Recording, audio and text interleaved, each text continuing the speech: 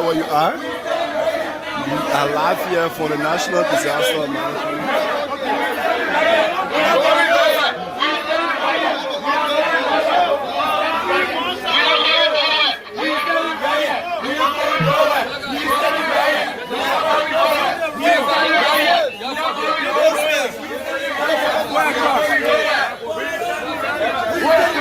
Leave the road. Don't block the road.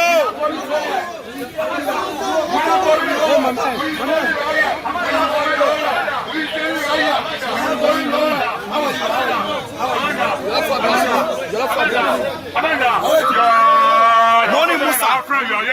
So, can you talk to us? What's the purpose of this gallery? We have gathered to demand the resignation of Aqua. You want Ansu Dole to resign for Aqua? Hello, ladies and gentlemen. Welcome to another edition of the closing argument. Today is Monday, and it is the middle of the year. This is June the 2nd, 2025. We are here and ready to rock and roll. We have our special guests. She will be coming on today. Please share this show. Share your comments. We're going to read it out. We are going to welcome our CEO sooner or later, and he's going to talk a little more about our guests. The guest today, our special guest, should be the Honorable Mariama Fofana from the Kwanu Boni district in Lofa County. She's all fired up, ready for the guys, and ready for anybody. She's gearing up for 2029. She's here to put her record on the line against anybody.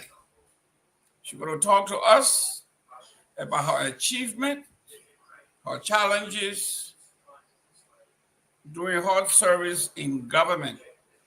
But there's a lot happening in Liberia. We want to say hello to our brothers and sisters in Saclapie, Nimba County. We want to say, we want to say hello to our folks in Nimba, especially Saclapie, home of Musa, Honorable Musa Ability. I want to say hello to everybody in Buchanan, my hometown. I want to say hello to Bunk County, all of our friends and families in the Monserrato area, Magibi.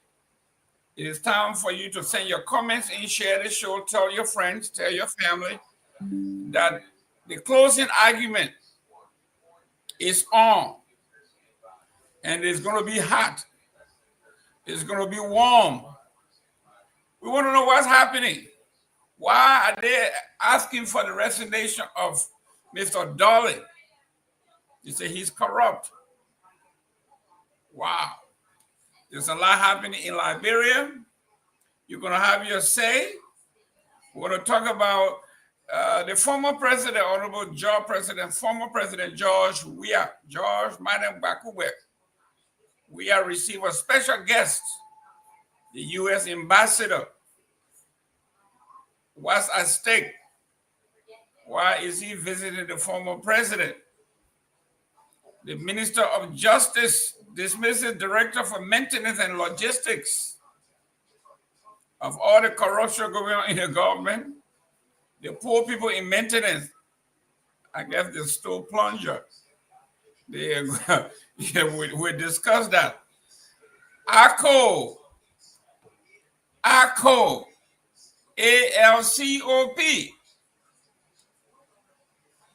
The supporters and members of ALCOP storm NDMA,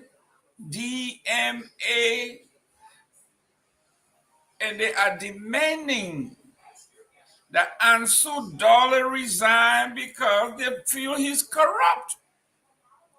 Ansu Dole, the folks are saying you are corrupt and you have to go.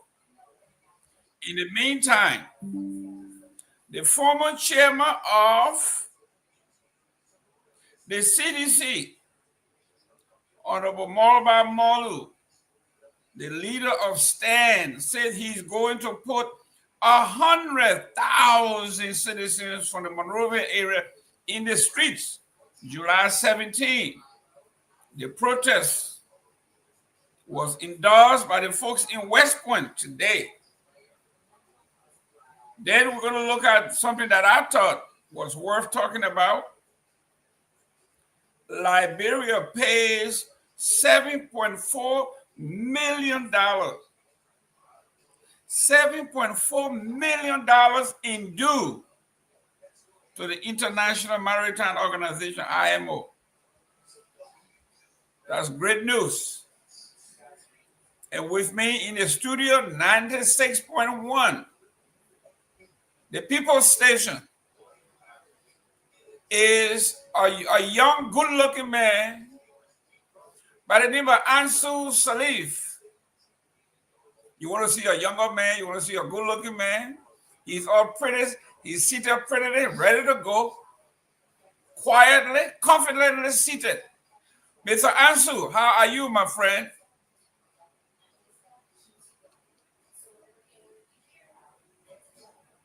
Are you on the air, Ansu? Yeah, thank you. Are you getting me now? Yes, sir. Thank you. Good to be on again tonight. After a very long weekend, it's good to be back on the radio and especially on the number one nighttime show, number one program here in Liberia. And I always say closing argument is not for, it's not against, but it is balanced in the credible where you can have all the best of information and also give you the opportunity to have your say. So it is good to be here on Monday evening, and especially the new month, the second day. Excellent. So what you are telling me, you are basically extending an invitation to anybody in position, opposition, no position. This is the home of everybody. You can show up anytime. All you have to do is call Ansu and say, I have an argument with you. I have a beef with Ansu. I have beef with Mr. Jerome Gateman. I want to settle this argument once in a while. I want to close this argument. Are you telling me they can come out here and close the argument? We can even close it and open it. I can tell people sometimes, I say, sometimes when the argument go deep, when you're expecting, the team to start closing up, and then that one will just, we just come for no. And you ready? Yeah. So, and the flow again will get hot. We go all up to sometime the next morning. That's just it. So, what you think you have, you want to share with us, and what on that table that you think you want to share with the closing argument team, you can bring it around the table here, and we'll discuss it. We'll accurate, yeah, there must be a solution for it. Okay. Well, it looks like we are going to. It looks like we're going to have several guests today. A young man, we call him JMB's son. His name is Abraham Sharif. Everywhere you turn, this guy is Abraham Sharif Wakai. He called himself Joseph Wakai's son. He be chasing every car, every grater, every caterpillar, every dump truck. He wants to tell us that Joseph Wakai is fixing Liberia. This is a brave man. This man will go in the water. He will go under the water to show what Joseph Wakai is doing. Welcome, Abraham Sharif. How you doing, sir? I'm okay. And you? Excellent, excellent. Where are you from? I'm from Moravia, Liberia, District 17, the people side. And who is your representative? The DJ Blue. DJ Blue. Yeah. And did you deliver District 17 to the Unity Party, to the Rescue Mission? Did you deliver that district? Yeah.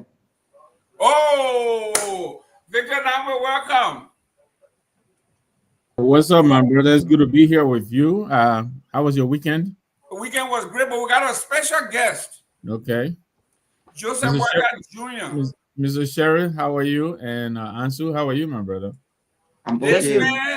This man Thank you. I'm okay, Mr. Lamwe. That's good to have you on. Same here. Same here. Mr. Sherry is more than Joseph Walker Jr., more than Jojo. This man is the mouthpiece. You remember when the Joseph Walker government came to power, we had an old lady that used to say, Joseph that baby, Joseph Walker that baby. Mine was Noe Botolo. I think that's her name. Yes, I think that's her name, right? Yes. Joseph Walker that baby, she got a son. He's right here. His name is Abraham Sharif.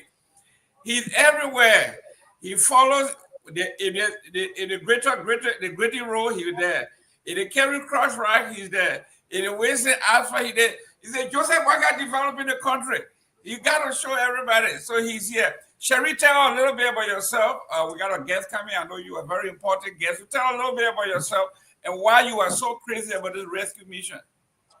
Okay, it's great having me on your platform. I'm Abraham Sherry from Grand Cayman County. I lost my dad doing the Ebola project, and my dad used to be one of the men that loved President Joseph Boga when he was vice president. So I started creating love from President Joseph Boga when I was in Simere in the ninth grade, because I used to be high president. So my mom always used to talk about the president, his history. So I started reading on President Joseph Boga, so that's why I started loving President Joseph Boga. And I also supported President Joseph Boga in 2017 when he lost the election. At that time he was VP. So people in my school used to say Bwaka Jion, Bwaka Jion. So during the campaign, I was on my ground. I used to sing song for the president.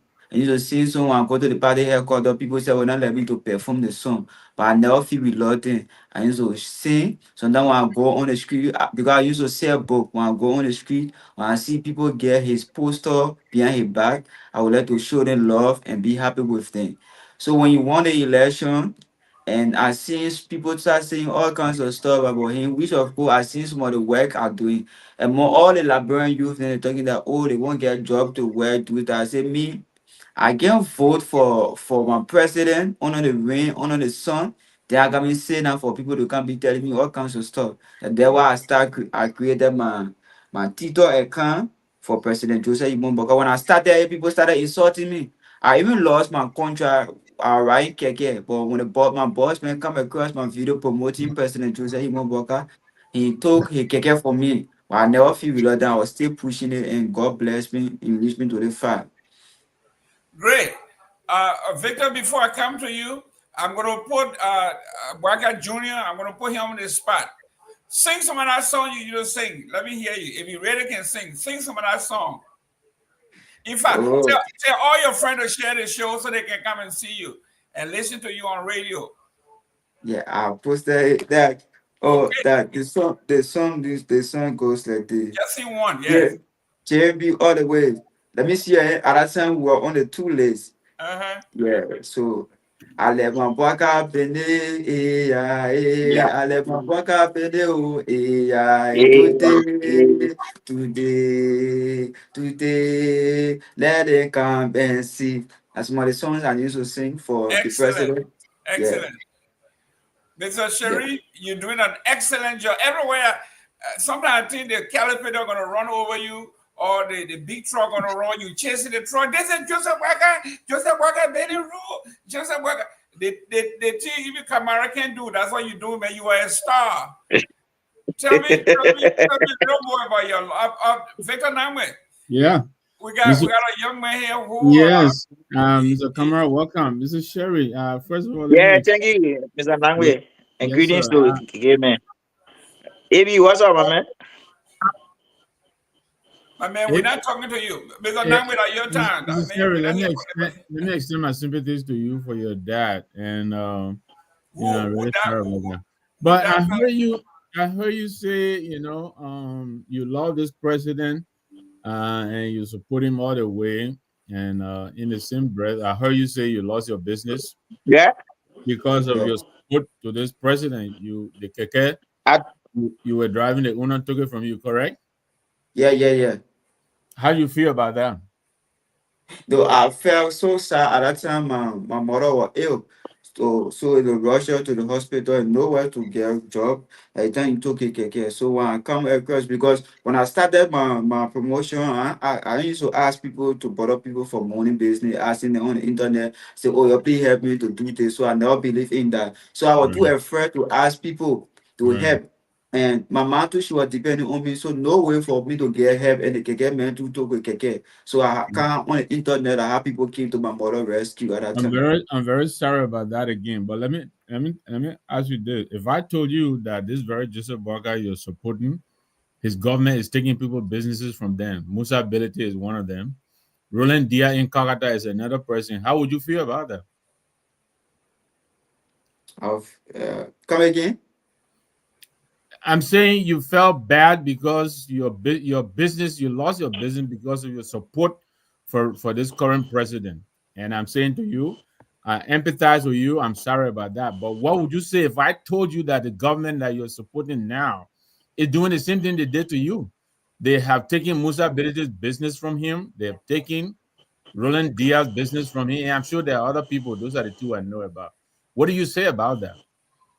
I'll feel sad. I'll feel sad and bad. Okay. All right. Great. Now, Sharif, tell us a little bit about the attack. We heard you were on an attack. We got 5 minutes left, but let's talk about what happened to you. Yes, I sometimes I've been having attacks like from since I started support showcasing the world, showing my face on the internet. So I've been attacked some places I can go they will insult my mother. The last time they bust my car windshield, they almost killed me at that time. So the people from the lower community come to my rescue. So and they come down, I had a serious accident around the looking town. I went to record, then I met with some guys named were arguing with me. The other one took pen and hit me on my hand. The blood was there while running because they wanted to spoil my cell phone. So while running, I slipped my whole knee cut from my phone. I have my phone damaged.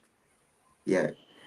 So for the Wow. attack, I have been coming attack on several occasions. Some people can call me, they threaten me. Some people can say, if we see any video from you, we'll honor laugh you. But all that things that I need to take it to be nothing, and I'll keep doing what I said to do. Yeah. Good. We got 5 minutes left, but 4:45. We got 4 more minutes. Mr. Kamara, any quick question for Mr. Sharif?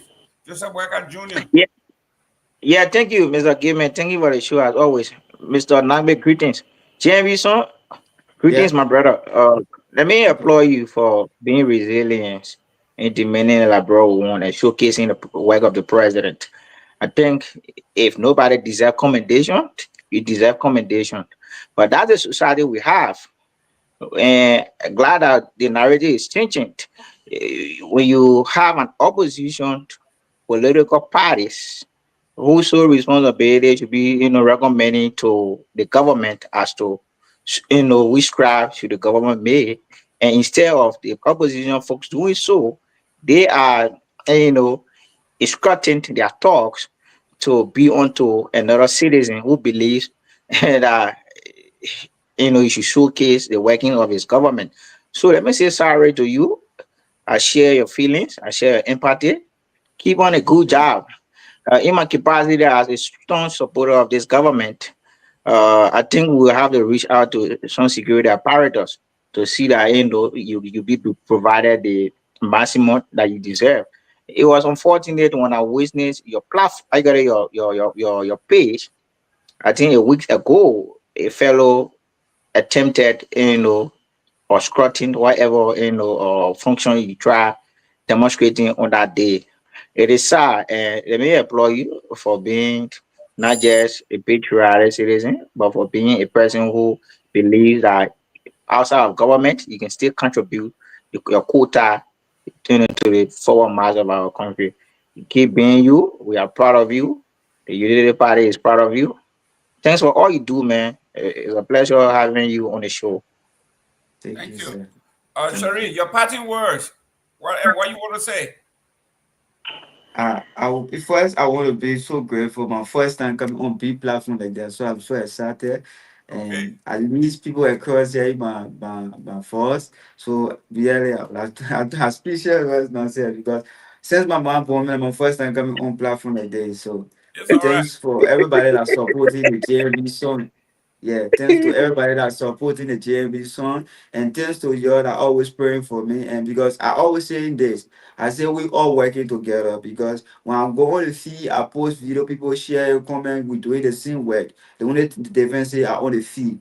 So I tell you thank you for supporting me, and I tell you thank you for checking on me as well. Thank you very Thank you. much. Thank you very much for what you do.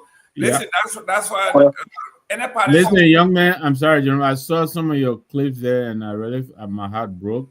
You take care of yourself. You're still very young. Just take care of yourself. Okay, be safe. Thank you, sir. thank you, and come back next time. Let's talk a little more. All right, thank you, When sir. I'm in Ladro, I'll look for you. Okay, All right, yeah. good. Can Yeah. you bring on Yeah. our Yeah. guests? Yes. Uh-oh. Is a guest coming on? Okay. Yes, So Mr. Gayman, yes. Mr. Gayman, I will go in the back and follow the show. My Jew is on the show, so I don't want to be part of the conversation. Okay, it's all right. I'll go in the back and follow. Okay, sounds good. Ladies and gentlemen, welcome to this edition of the closing argument. Today is the first working day of the month of May. We are in the middle of the year. This is the middle of the year. And what a pleasant time to bring on the most beautiful woman out of Lofa County, Kwanu Boni. I read your piece. We love you. Your piece was well articulated. I love your writing. I love the way you juxtapose your fight, your vision against those that went against you. An excellent piece. I read two pieces from you, and I'm quite as a woman supporter, person who supports women's issue. I'm very, very proud of what you do. Let me introduce to you Mr. Victor Name. Victor Name is my co-host. Victor, how you doing there, sir? Hey, how are you? And honorable, how are you? Welcome. Thank you. We are glad to have you. For ladies and gentlemen, let me reintroduce the show. This is the closing argument. I'm Jerome Gayman, your homeboy from Buchanan, Grand Bassa County. I'm here hosting one of the most beautiful, proud, smart, articulated ladies from our country. She served in our legislative body several times. She's going to talk to us how she got into politics, who she is, and what inspired her. The floor is all yours, madam. Who are you? Introduce yourself to the new folks. Okay, so let me say, first of all, thank you, Mr. Gayman and Mr. Nangbe, for allowing me the opportunity to sit on your platform and chat with you on issues. Quickly, I will tell you, my name is Miriam Bian Fofana. I'm born and raised in Lofa County, particularly from Vanjama, but in the Kwaduboni district. And I tell people that I went to school in Vanyama Free Pentecostal Mission School all the way to high school. The only time I never lived in Morovia before until I got elected, because by the time I graduated from high school in Vanyama, actually took the entrance of the University of Liberia Pass, and I was about to attend the university when the war came. And so my father was very uncomfortable allowing me to stay in Morovia. So that stay in Morovia was interrupted because of the Civil War. And so went to refugee camp, migrated to the great United States of America, resided in Staten Island for some time, and then later on moved to New Jersey, Newark, New Jersey. I stayed there for some time, and then I was called upon by my people in 2012 to test the water, the political water, in representing them in district number 4 in Lofa County, which I did. I was very successful. There was skeptic. I felt that I'd been away. I was out of touch. I was unpopular. I didn't know the people, and I didn't know the political culture. I didn't know anybody in Liberia, and all the negative stuff. But I'm a very positive person, and so I decided not to listen to them against all odds. I ran in that election in 2012, and I won the election. The interesting thing about election in Liberia, actually, the first time you run and win, it could be by accident. But then in 2017, based on the work that we did, we felt that we worked enough, and we have a strong record that we could stand on to, give that proper representation to our people. we re-apply for the job again from our people, and the mandate was given. And so I had the opportunity to serve my people for 12 years. And in 2023, yes, of course, I try again to ask the people for the mandate, but it was very difficult because at that time I found myself skewered between the two biggest parties, the Unity Party on the other hand and the CDC on the other hand, and trying to navigate myself, among those two big parties, and knowing exactly, where we stood at the time. It was very difficult for me to, really succeed because there was so much divide, and, it was just challenging at that time. But, basically that's about it. I'm married. I have 4 kids, full grown kids. Let me say that. And so, I'm very happy. I'm happy with, where I am and, with my record. And I think that it was a blessing, coming from a strong traditional country and a very religious, place where women are not even given the opportunity to do anything. You can see many of the time when I post, you'll see a lot of the people will come under my post. Well, just go sit down, you cook your husband food, and this, that, take care of your grandchildren, all these things. So there are young people and a lot of other people out there, they believe that women belong in the kitchen.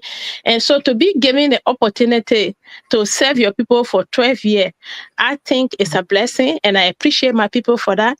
And up to today, I believe strongly that many of the people, especially the women, still look up to us to provide them with that leadership, which, we are waiting all the time to provide for them. Excellent. Let me welcome Dr. Henry Peabody. How you doing there, Doc? And,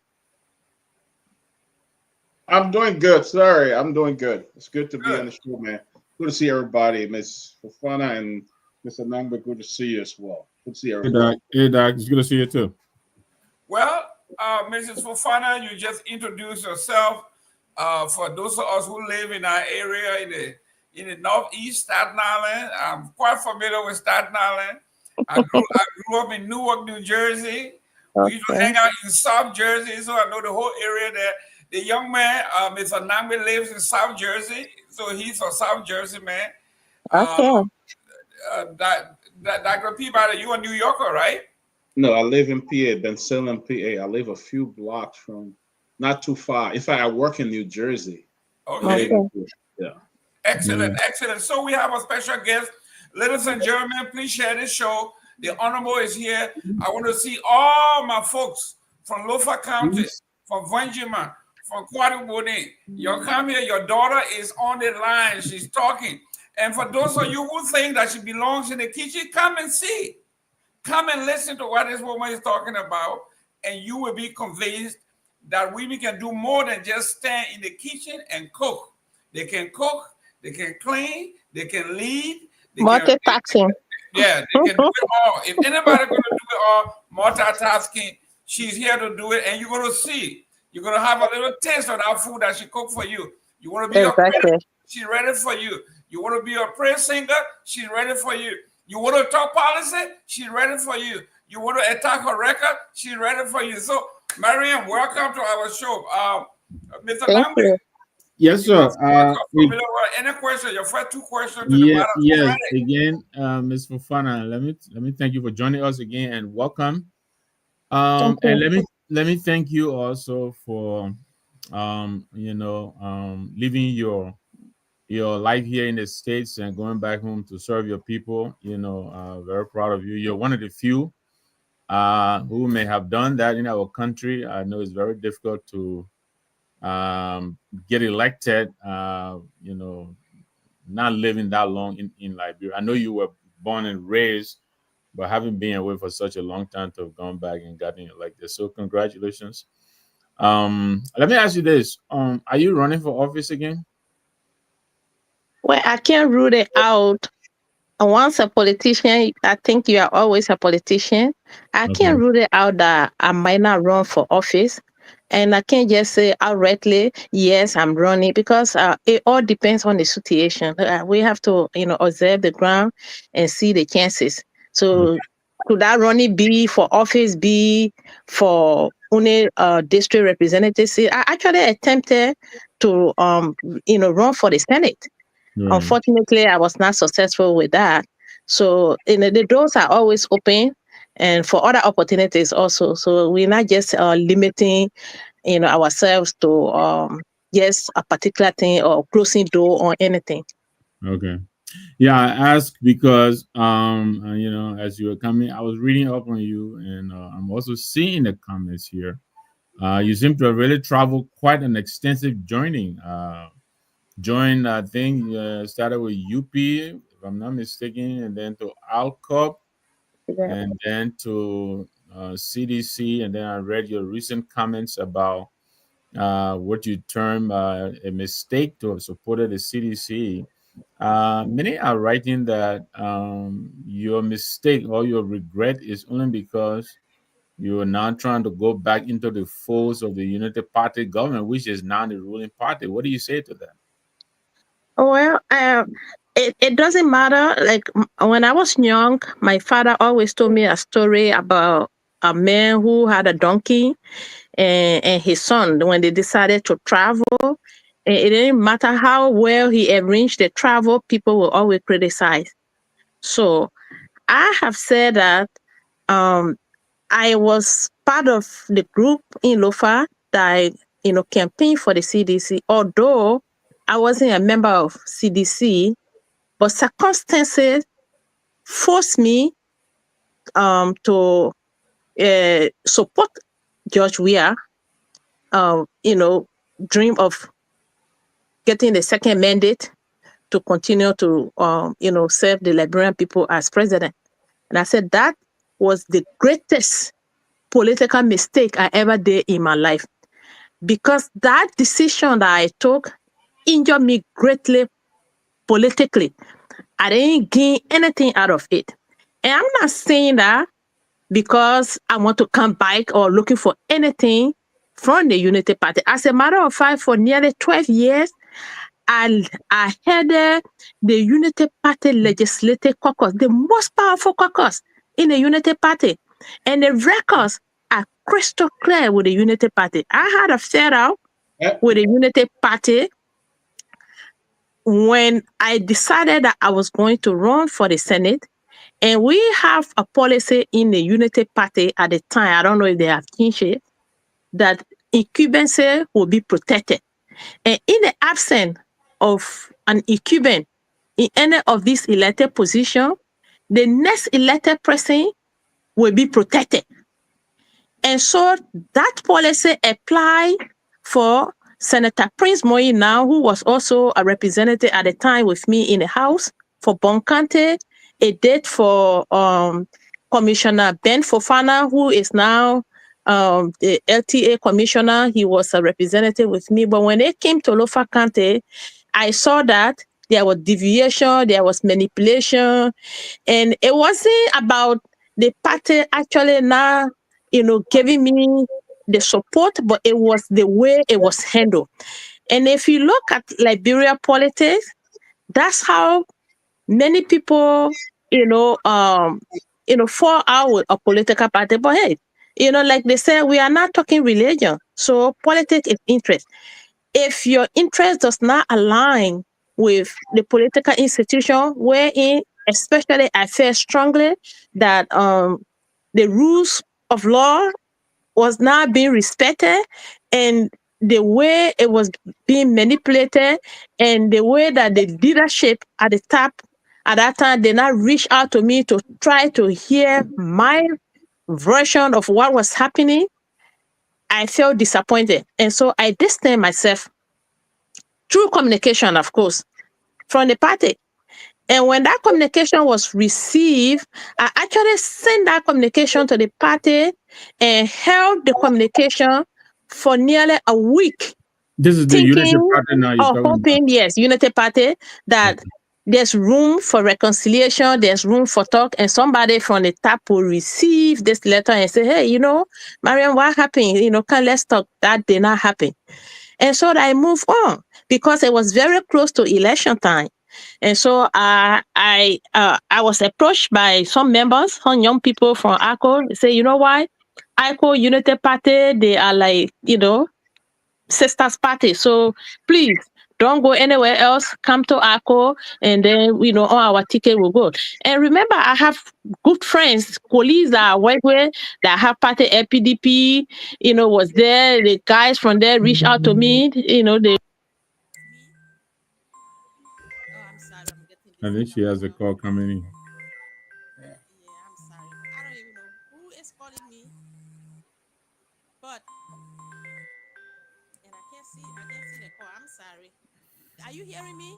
Yeah, maybe there are you people calling you now and they finally want to talk about your letter. So, okay,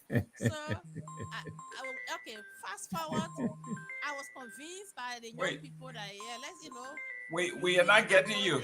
Yeah, we can't hear you. You're very low. You're too low. This, okay, I think the person hang up. That UP and ACO are sisters party, so, you know, let's not go far place. There will always be time where we can come in together. At that time, ACO was actually nowhere.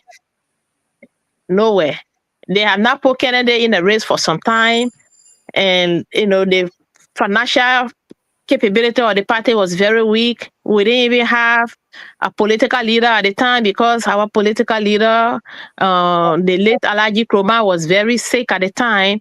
So, you know, things were not ready. All right, but, you know, I look at it that it was true.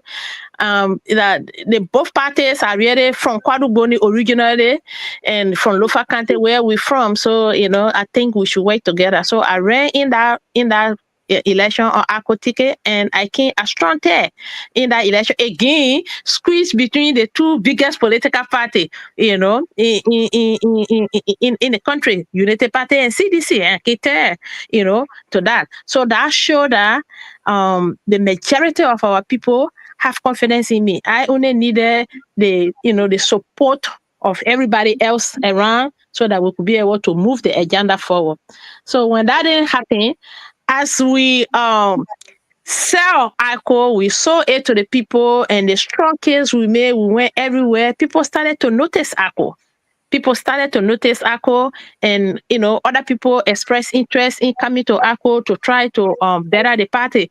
And in that process, I had some strong disagreement with some people and that came around, but I could not be the obstacle to whatever they wanted to be doing at the time. I was not, let me be clear, I wasn't opposed to what they were trying to do, but I was opposed to the process, the way they were trying to carry on. So obviously, can I interject that? What is it that they were doing that you had reservation about? Well, first of all, I wanted us to position the party in a way that where we can strengthen ourselves before even getting into any alliance agreement with anybody else. First, you have to be strong on your own. You know, like in Liberia, they say, when you say you are pineapple, you should have your own juice and let people see that. I wanted to see that, but that was not what other people wanted. Okay, and it's a whole lot. I don't even think we should be going through all of that right now. So there was a lot of back and forth in the party with that, and just simply the deception and the way people will tell you things in your face and then in your back, and they start to do otherwise. I wasn't about to go through that. So I salvaged my relationship with them again because whatever they were doing was not aligned with my interest. And as we all know, politics is interest. So I left ACO, you know, in an amicable way. We didn't have any problem with them. I don't have any problem with them, you know. And so that's the story with ACO. Now come to my alliance with CDC. One minute. Before you go to the alliance, let me welcome the chief here. Chief George, King George, how you doing there, sir? Great. I can hear you. Thank you, big boss. Thank you, big boss. Okay, great. Tomalin George, our guest is here. Yeah, now let's go on to, according to you, your greatest mistake, the CDC. Now let's discuss your mistake with the CDC. What made CDC your greatest mistake? In the first place, I've been very frank with you, and maybe not speaking politically correct, but I'm being very frank. That decision was not a choice decision by me. It was influenced by family. I told you that I come from a very strong traditional and religious background. And so I am married, and my husband was in the CDC government as Minister of Internal Affairs. And that also brought that wedge in the Unity Party with me. The moment the George Weah government was announced and my husband was appointed as Minister of Internal Affairs, then there was no trust again. People just felt that because my husband was in that government, so Myean Fofana is compromised. And so it didn't matter what I did, what I said, that trust was not there. On the other hand, the CDC felt that we were Unity Party partisan. And so accommodated in their government. So there was no trust on that side either. So we became victim of that circumstances. But however, we managed our life. We managed to navigate our way so that we could be able to contribute meaningfully to government and also provide direction for our people. So fast forward to the election, and I can say everything that happened to me were in reference. I didn't get any support from CDC or from President Weah in any form or kind, nothing, because I didn't get anything because my husband was minister or I was giving them support. No. But because our religion, because our tradition require that you stand by your husband. So when my husband asked me, like, listen, honey, you're not doing this for these people, you're doing this for me. I want you to stand by me. I want you to support me in this. I had no other choice but to submit to the will of my husband. And that is a decision that I made that I actually regret, because I was doing something really against my conscience. And at some point, I decided, you know what, I am going to come forward and confess my sin and say, you know what, I think I erred. And because I erred, I regret erring, because I don't want to continue on the same path. These are people that we work with, try to support them, try to do everything. They don't listen to you. They don't value you. Since the election finished, the CDC, the president, the former president, they have not reached out to anybody that supported them. And you know, in Liberian politics, I'm talking national politics, yes, many people think, like you will see people right now, oh, these are the people that walk in the purple water. These are the people, the masses. The masses are very important in political campaign, but also you have some think tank people that you have to try to maintain, that you have to try to bring them on board so that they can be able to guide the masses. You have to look for financiers, people who are capable financially to put money, to invest money into your campaign, so that when you win, you can also be able to do business with them. And that's how the private sectors will thrive. That's how there will be job creation for other people. But no, that is not what. Leader will speak, the masses, I'm putting the masses in quotation, I'm putting the overzealous militancy in quotation. They will tear down everything and they don't reach us. So you can't be with people who don't value your opinion, who don't listen to your advice. And so when I said I regretted supporting them, because during my time associating with them and trying to help that government to be there, they never listened to me. They never listened to anything that we said to them. In fact, they continue to fight me. Now, if you listen or you go under the comments on my post, you will see that both the Unity Party people are fighting me and the CDC people are fighting me. Everything. Oh, she looking for job. She this, she that. I am a self-made woman. Yes, if the job is available out there for me to do, to serve my people, I'm willing to do that. But otherwise than that, I am comfortable with what I have and what I have done. My records are very, very clear. And I stay on that record everywhere. When I came in this country, I came in this country in the United States as a young lady. The thing that made me successful in this country was my character. My character, and I stand by that character. And so I am not afraid of what people say or think about me. And so for those that think it's only about job, no, it's a call out. I'm calling out the opposition that, listen, I believe in democracy, and I want to see democracy flourishing in Liberia. And the only way democracy will flourish in Liberia is when we have a vibrant political institutions that are working with the people and really trying to checkmate the government. But the current opposition, headed by the CDC, is not doing that. And so my criticism was a call out to them, call for action for them to do it. And also praise the government that they are doing very well, and they should listen more, and they should continue on that path to do well, and not just gaslight everything that somebody put out there against them. They should listen more, they should work more, and we should encourage them and tell them thank you for doing what they're doing. And so that became something that everybody took in their own, way of bringing nonsense under my post, and that's why you saw the exchanges that you've been seeing. Thank you.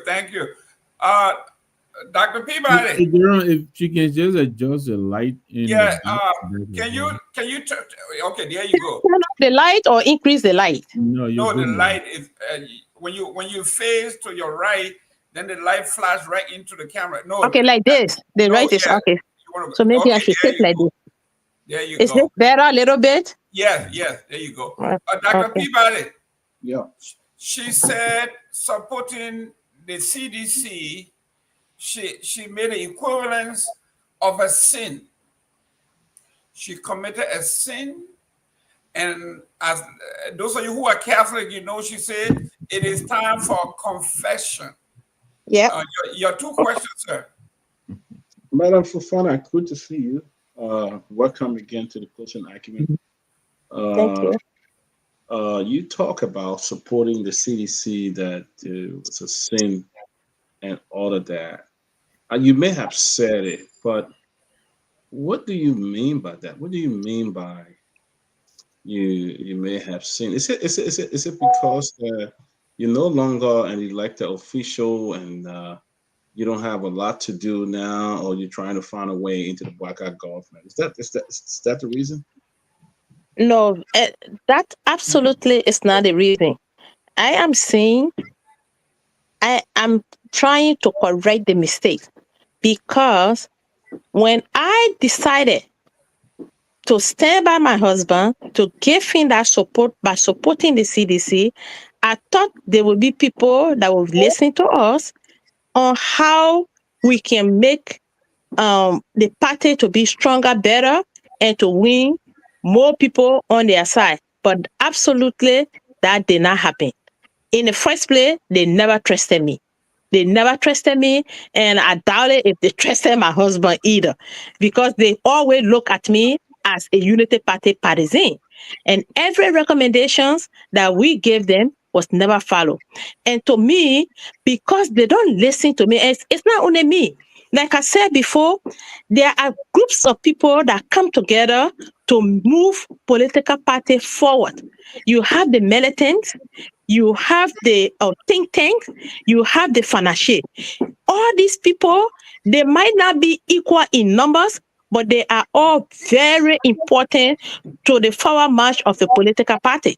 But when a party just think that only the overzealous militants are the one that make them, and that they are the one that and marginalize the think tank group, then they're not going anywhere. So should I continue knowing very well that these people have not changed anything, they are not about to change anything, they're not moving forward. Should I continue to stand by them and just see us going down the road, the path that they're taking, leading us to nowhere? So no, I decided no, I am not, because it's not only about me. It's also about maybe 5, 6, 7,000 people that also believe in me. You know, I can't hold all these people back following somebody who is not even paying attention to me, who does not even answer my call, who does not even listen to what I have to say. And I'm not the only one. If you look at the coalition that brought the CDC to power, you saw it breaking down from the very onset of the process. You could see, you know, the former speaker, Alex Tyler, you know, even the vice president, you know, Her Excellency Joel Howard, you saw her agitating and complaining all the time. These are sound-minded people that all came together and put their heads together and gave the way forward that make the CDC to win in the first place. Even including the former president, Madame Salif. They all came together to give them the hand. But when they got the power, were they listening to all these people? No. Even when they lost the power, are they listening to people? Are they trying to reach out to people? No. So that is my regret. So it has nothing to do with me coming to government or not coming to government. Let me ask you Okay, let me ask my second question. Madam, Oh, I'm sorry. Go ahead. and I will come after my question. Let me ask you, was your husband ever fired from CDC? My husband was not a seditious. I was put it more as a weird than a seditious, but he was never fired. He served for 6 years as Minister of Internal Affairs. So apparently now he's no longer in power. CDC is no longer in power. You guys don't have a job. Don't you think when you go to the Unity Party, I mean, it's good to praise the government, whether you oppose them or not, and they're doing anything good, it's good to see the good and praise them as well. But I mean, do you think folks at the Unity Party would trust you? That's the last question. Well, first, let me correct you. Not having a government job does not mean you don't have a job. In the private sector, yes, we do have a job. So let me just make that crystal clear. Second of all, I told you the moment the government was announced and my husband was placed in that position, the Unity Party never even trusted us anymore. But guess what? What is the irony? The CDC, they not trust us either. So why did they leave? Wait. Let me answer your question. It's not about whether Unity Party is better. If Unity Party can work and trust Wemope, who was the chairman of the party, left the party, became chairman of another party, came back and is working in government, they have trust in him. Okay? It's Myean Fofana they can't trust? Okay. If Unity Party can trust Henry Famble, send him as ambassador to work and represent the government. Henry Famble once served as Secretary General of the party, left the party, joined CDC, served in CDC government, came back to Unity Party. They can trust him, but they can't trust Myean Fofana. Unity Party can trust Garguah Kotime. Garguah Kotime is the director of GSA right now. And I'm just naming few of the people. Garguah Kotime is the director of GSA right now. He headed, Unity Party in Lofa County. I'm taking it home now. He headed Unity Party in Lofa County, became superintendent, served, got annoyed with Unity Party because, again, their interests did not align on something, and then he moved on, went ahead and ran on the CDC ticket as a CDC candidate in the Senate, and now he's working in this government. Unity Party can trust them, but it's Myean Fofana they can't trust. Do you want me to keep naming people that have moved from party here and there? The current vice president, do you know his record? He ran as the endorsed candidate of the CDC when he ran as senator for Nimba County. He was the concession candidate of the CDC. The Unity Party can trust him. He is the vice president and serving the nation well. It's Myean Fofana they can't trust?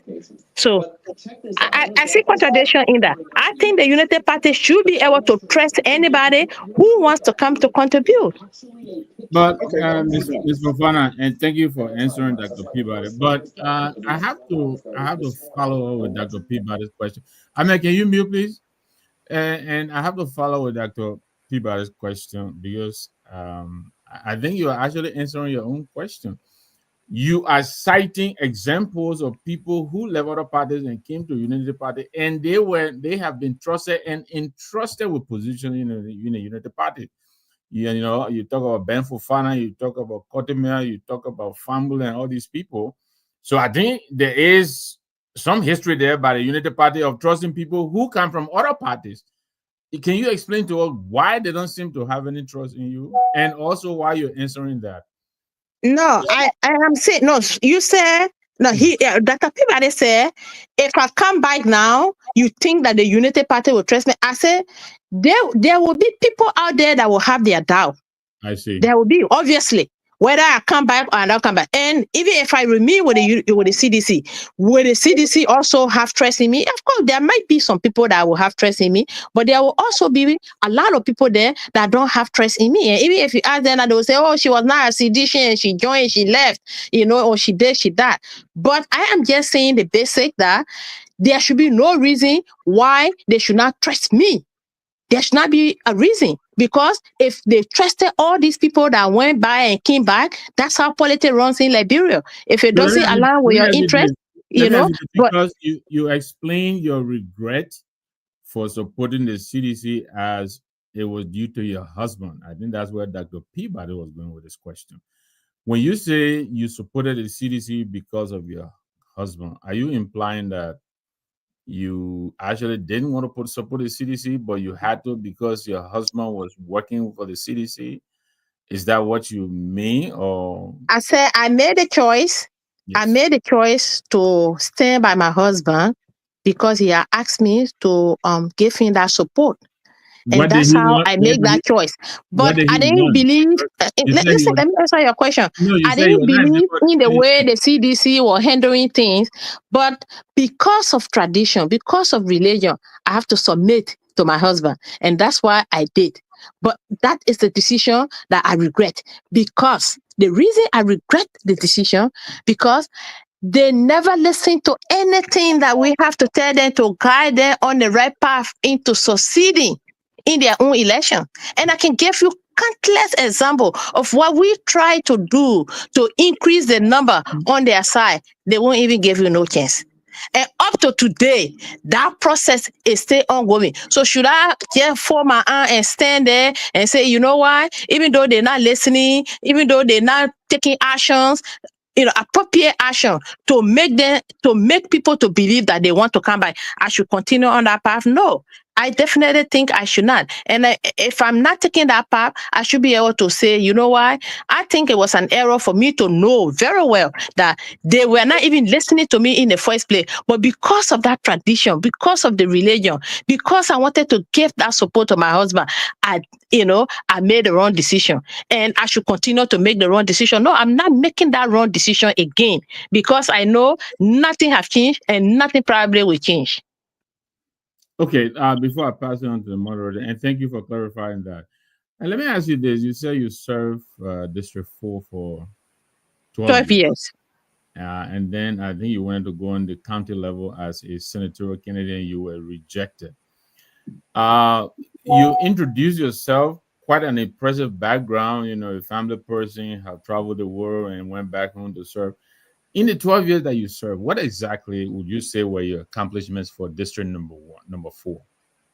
The first thing I will tell you is that I achieved was bringing peace, unity, and development to our people. Prior to my election, on February 9, 2010, everybody in Liberia heard about the fracas in Fonjama. There was so much tension between the Lomas and the Mandingo in Lofa County, to a point where a Loma person will not buy from a Mandingo person, and a Mandingo person will not buy from a Loma person. And being a child that have a Loma mother and Amadingo father, we were able to bring our people together, to be able to build that trust, erase the mistrust that was among our people. And today, I can tell you proudly that District Number 4 is united more than ever. They are under my leadership. Under my leadership, there was never, ever any tribal conflict. We tried to resolve the conflict before it will even erupt. And we did that by working with the local leadership. We did that by working with the local leadership, the clan chiefs, the primary chief, the traditional leaders, and we resolved a lot of conflict. There was some conflict that existed, even boundary conflict, land conflict. Like, for example, between Samodu and Serega. That conflict, according to the elders of the community, have existed for over 80 years. We resolved that conflict. And now the United Nations work with us. Sambo were built, and today the people are living peaceful. So for me, that is the intangible that, people, of course, I can tell you that, the legacy we created there was building school, building rehabilitative fund to Market Road, giving scholarship, not just local, but some international scholarship to expose some of our young people. Few of them benefited from that. Sending to Turkey, to Cyprus, and even to not Uganda. Where's this other place? Next to Uganda there. Rwanda, exactly. Thank you, Rwanda. And so also a lot of young people benefited from our scholarship from the community college to make sure that we imparted knowledge in them. And we also work with our women, our religious leaders, and so forth. So these were some of the accomplishments that we did. That's impressive. So then, let me ask you this: it's quite ironic, right, that you spend so much time building the peace, and yet it is being reported that you said the Loma men will only vote for you when there's no more palm wine in the bush. Did you actually make those remarks? Never. And I challenge people that said that and they made me like that if they bring any recording or anybody who will say, yes, I was there, but I didn't record, but it was in this particular community that you made that statement, that from that day I was going to resign from my post, and nobody could bring any recording, and nobody could come and say that was just propaganda, mere propaganda by my opponent to make sure that to instigate the Loma people not to vote against him. But let me tell you one thing though, among all the Madingo candidates, I was the only one in the two elections that had a commanding lead among them to get vote from my uncles more than any of them. And because of my work and the respect and the honor that I gave them, I would never ever make a derogatory remark like that about anybody. Not them. I could never even bring myself to repeat what you have just said. I have never did it because I was even afraid that if I even repeat it after you, they might doctor it and you say in a way, edit it in a way wherein they could say A and add to B, A to B. So nothing, zero whatsoever. I never said that. I would never say that, and I will frown on anybody who will even make those kind of statements.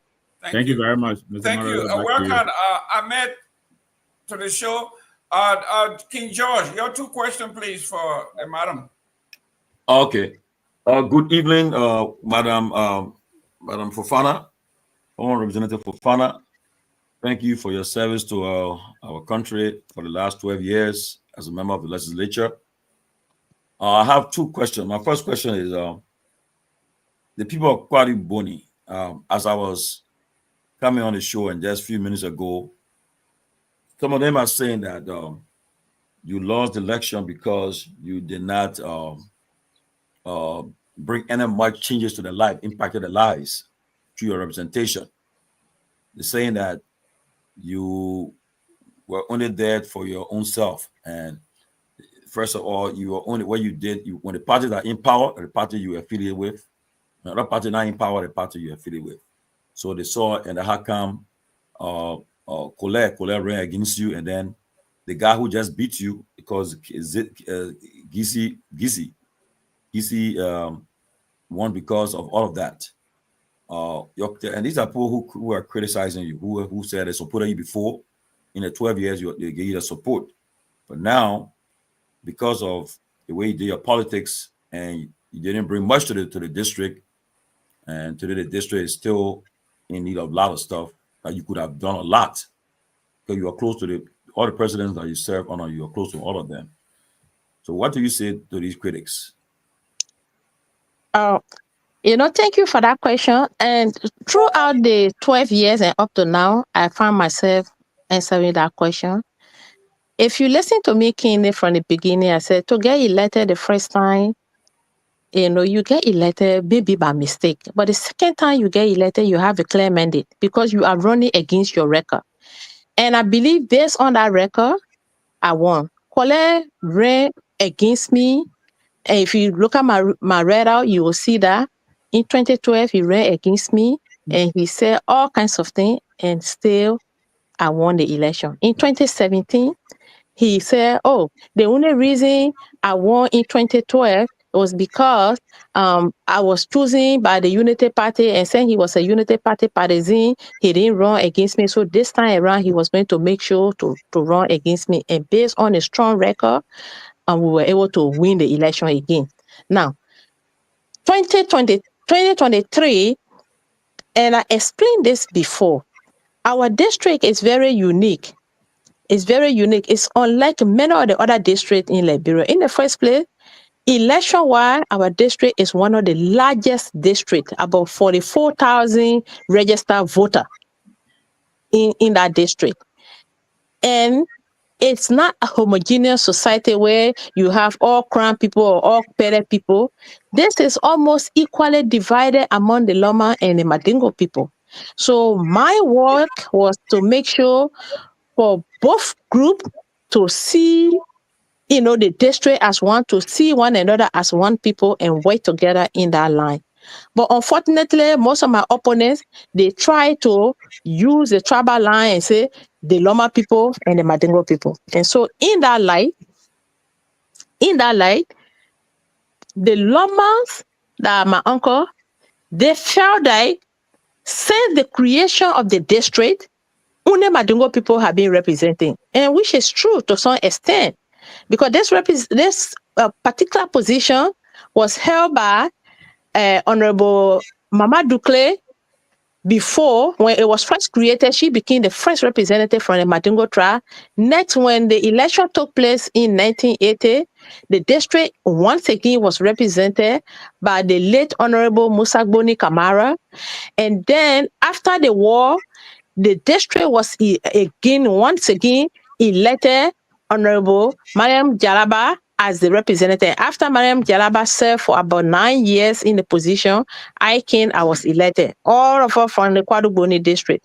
So the Loma children of the sons and daughters of the Loma tribe in the district made a strong case to their people that the reason why our nephews are always winning this election, because in our tradition, Loma and Mandingo, the Mandingos are the nephew, the Lomas are the uncle. Our nephews are always holding this position. It's because we have not been able to unite, to find a united front so that we can have this position. This time around, we need to do that. And for some reason, they found a united voice. And so it didn't matter whether it was this current representative that is there now or it was somebody. It could have been anybody. Once they have united that this is the person that we carry. And that's exactly what they did. And let me tell you, they didn't stop any of the other children from running, but they just said, we are going to unite behind this one person. At that point, it did not matter how I ran the politics, what I did, and what I did. On the other hand, my Mandingo side, they didn't see themselves, in a position anymore as it being for them. They became complacent. We became disunited, and we have so many of us running, haters scattered everywhere. So the vote on our side were divided. On the other hand, the vote on the Loma side was very united. And that's how we lost the election. And since we lost the election, I have not put anything out there to make the current representative not to perform his duty, because I know it will take time for him to even know how to navigate his way around. So we need to give the young man a chance so he can try to play his game. And at the end of the day, when the time comes, again, we will all go back to our people, whether I'm running, whether I'm, endorsing somebody or whatever position that I'm in, and then we will try to make the case again, and hopefully, things will happen the way it's meant to happen. Now, for those that are saying that, you benefit from every leaders that come there. When I came to run, actually, to be honest, I didn't come, like I told you, I've been out of the country for a long time. I didn't come to say, oh, I'm coming to run on the Unity Party ticket. I was pursued by people in the Unity Party, based on their interaction with me and knowing that I was a winnable candidate. They encouraged me to join the party, which I did, and they gave me the candidacy. And I ran on the party and I delivered. Okay, and there's nobody in the United Party will say they gave me a cent to run my campaign. Equally so with the CDC. No executive of the CDC will tell you that they gave me a cent. And I told you, throughout the leadership of President George Myean, I never benefited anything. Just because my husband was minister. No. As a matter of fact, many of the time I became mute. I was muted because if I have said anything, they will take it out of my husband. But in the meantime, nobody was doing any favor for me because of my husband. But yesterday, I choose, because of tradition and religion, to submit to the way of my husband. A decision that I regret up to this minute. Okay, my last question. Can you pinpoint projects or things that you left that you can show, say this through my 12 years, this is what I did for Kwadu Mboni? And also the scholarship you talk about, the national scholarship. People are saying that you cannot show the students that benefited from the scholarships, the national scholarship. Yes, of course I can. I can just name one of them off here. There's a young man, I think right now he either be working with LEC, his name is Bakwe Sheriff. People that know him will call him Pen Pusher.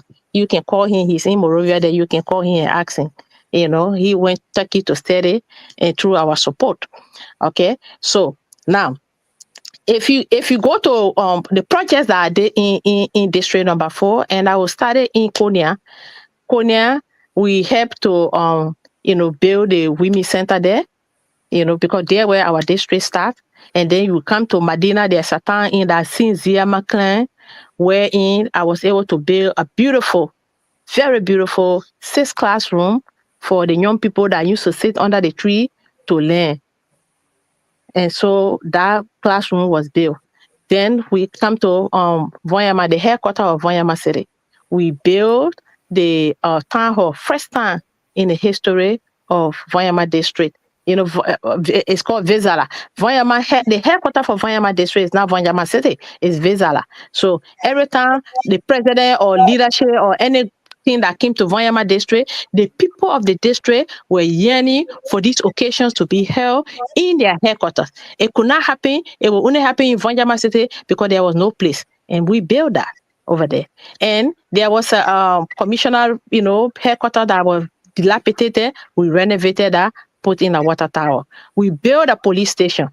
After the crisis, like I told you, there were a lot of problems. So there was no police station, there was no police assigned at that headquarters, and it's a good maybe an hour away from Voyama City. So if something was to happen over there, it would be very difficult for that person to take motorbike to come to Voyama City and ask the police, and then sometimes the police will say, oh, we don't have transportation, you provide a bike, and then we'll go. Before you go, the young man or the young lady that committed that crime disappear in thin air, that anger will be built up. And that's how, because I believe justice delay is justice denied. And when people feel that things are happening to them and nobody is doing anything about it, they're going to take matters into their own hand. And so we were able to create a magisterial court over there, give all the support to that. They have a magistrate, and we build a police station and make sure that the police are assigned there. So we did the same thing in Kwaduboni, in Samodu, built a police station there, created a magisterial court there. Of course, the judge told me, say, Madungo people, we're not going to say no magisterial there, because you people always handle your matters, family-wise, which is true. So, but at least the police station is very functional. That one is there. And then the next thing we did was to make sure, Bura, let me say that, another town in Kwaduboni district, the school was very dilapidated, the roof was gone, we re-roofed it. So my hometown, same thing, we re-roofed it. And then we built a fabulous youth center in Bakedu for our young people. We did that. First time, that was not there. So on and on and on. But one of the key things that we did was to make sure to advocate for the rehabilitation of farm to market road, because our people are farmers. And many of the time, they were struggling. So under my leadership, my district had the most rehabilitated roads, farm to market road, than any other district in Lofa County. And of course, if you are to, I'm sure the records are there at the community college. You go there, you ask, say, the Myean Fofana provide community, students with scholarship, they will give you the listing. Everything was handled by them. And when I say peace, building peace was very important. When the community college, the university now had crisis for months and months and months. They could not even go to school. The teachers were agitating, the students were agitating, and things were happening. Everybody came together to resolve that matter. They failed. They came running to me. I resolved that matter and went to Lofa and settled that dispute, and the school opened. That is also public record. Thank you. Before I go to Ahmed here, you spent 12 years in the Liberian legislative body. Let's go to bills that you wrote or that you passed. Could you name 1, 2 bills that you wrote that passed, bill that you co-sponsor? Can we go something that we can look at, say, while she was in the House, she passed a bill, a law that the Liberian people will benefit from, that will actually remain as your legacy in 12 years? Yes. The way bill law, the law that requires trucks to be weighed when they are traveling, with heavy duty stuff, in certain places. Now I sponsor that. How you call that bill? What's the name of that bill? And you say you wrote that bill, you sponsor that bill. I sponsor that bill. It's the way bill law, truck way bill law, to make sure that trucks that are plying the street, that they should be able to get weight, to know how many weight is on that truck, because certain roads, certain bridges, they're not supposed to pass on it. But the problem is, in Liberia, it's not about making laws, it's about the implementation. But like I said, we were able to make the law that created Vonyama district as Vizala as a magisterial, district. That is by law. Also, we did the same thing for Kwaduboni.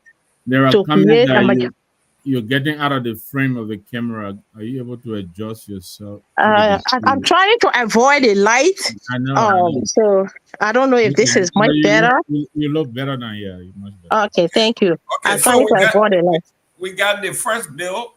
You say it is called the truck way bill law. Yeah. Okay. And also the creation of magisterial court in both districts. Those were 2. And also I successfully created Viama as a political district, but then it was vetoed again by some political maneuvering by the president, which later on, after I left, that same law was introduced, and now my understanding is that it has been passed into law. So, these were some of the things that we did. But for me, my focus was not too much on the creation of law as much as my focus was on the implementations of already existing law that we have on the book, and also trying to make sure that we look at some of the critical bills that can also, impact the life of our people.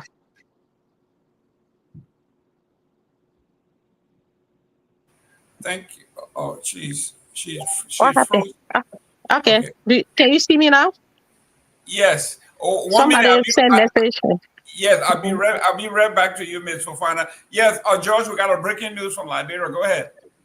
Yes, the closing argument can confirm that a dinner meeting was just held today between the former president and Mr. Alexander B. Cummings. The details are still coming in. Pictures of these meetings will be published soon, but we can confirm as the first platform to confirm that Mr. Cummings and President Myean met few hours ago, and in fact, I think the meeting is ending. So we're trying to find out the details of this meeting, but we just want to confirm that they met this evening, and the atmosphere there was very cordial, I'm told, but they did meet, and pictures will be coming from these meetings very soon. Just to let the public know that the TCA, our eyes are all over the place, even though it's late in the night in Liberia, but we are always there. So the former president met with the ANC leader this evening at a dinner meeting, and I think at the former president's residence. I can see the game know about it. He looks surprised. Okay. Anyway, let's continue. Okay, guys. So pictures will follow soon. Yes. We'll dig a little deeper. What's going on there? We got the two losing parties from the going election meeting. We'll find out what the ANC brings to the table, what the CDC brings to the table. Are they now coming together? Have ANC finally accepted their fate that leadership is not their area? And have CDC accepted the fact that they need help in other areas to make it? I will want to know how important this is to the topic under discussion. It is. We're talking about leadership here. In our GMB, you say important, but not GMB. That's right. Thank you very much. Amen. Welcome to the show. Oh, thank you very much. Thank you. I think you look too relaxed over there. If you could just sit up straight, it would be. There you go. We have the honorable here. I think you may have one or two questions to ask or any concern before we move any further. Oh, well, I'm just excited to see my own big sister on the closing argument. I think she's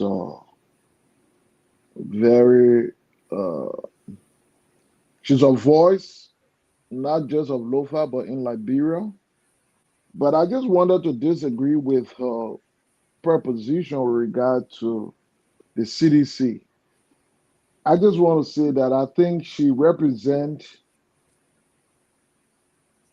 the value and history of Lofa County, of course, Liberia in general.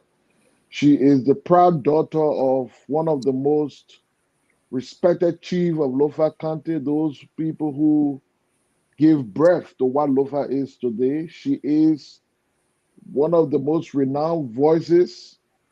I'm sure many of you remember her when she was on The Voice of Vonjama or so, a broadcaster, and she has served her people for many years, in my view, very effectively.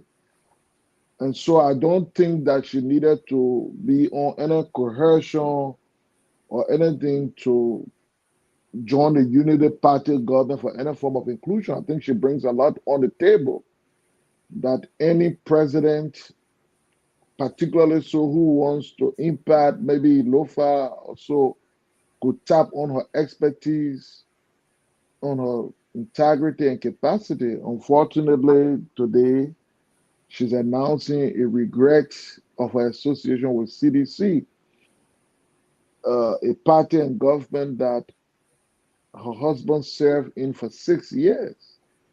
And not just an ordinary person, but he controlled the domestic policy, the domestic policies and program of the government as Minister of Internal Affairs. And today she regrets her association. So I want to ask my sister, how does she evaluate, how does she value her husband's performance for 6 years under the CDC, considering that it is a party that lost the election because the Liberian people thought it didn't do enough, and part of those responsible for domestic policy, domestic program, was squarely put in the hands of her husband. And she playing a front row seat, considering that she was there with him in the morning. She listened to what the challenges are. I'm sure be an educated person, a policy maker as well, offer back those suggestions and advice. So specifically in that direction, how does she evaluate his performance for the last 6 years? That's question number Thank one. you. Okay. Can I answer that first before you want to answer? Yeah, big sister. Thank you very much. She's not your big sister. She's Honorable Fofana, please. My man, I'm a traditional man. This is not a tradition. This is not a traditional platform. This is a formal platform. She is Honorable Fofana. Go ahead, ma'am. She will always be Honorable Fofana, but a big sister as well. So thank you, Brother Sidiki. That question is very important, and I want to really take my time a little bit to explain what happened. I have explicit confidence in my husband in the way that he was doing as Minister of Internal Affairs, but I deeply and strongly believe that the support that he needed to have carried on that mandate that the Ministry of Internal Affairs supposed to do, he didn't get that support. You remember I also said that we had trust issue with the CDC as a party. And so he was being looked at as an outsider, even though he was serving in the government. And this is issues not only unique to the CDC, but also we can see that happening even in the Unity Party. I saw it happening in the past Unity Party-led government, and I can also, from sitting and interacting, remember many of the people in the Unity Party are also my friends and family. And so we talk to one another. And so I know. So the support that was needed, and it's not that the support was not asked for, but the request will be made and nothing will happen.